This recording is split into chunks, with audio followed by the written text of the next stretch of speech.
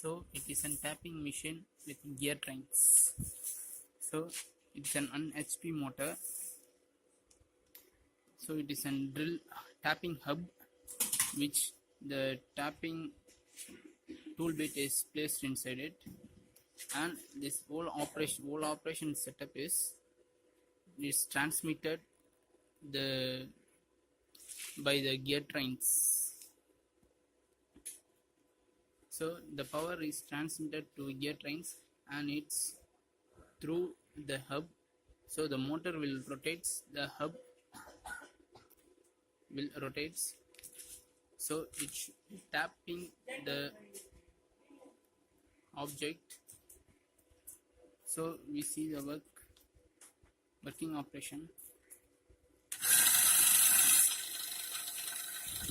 So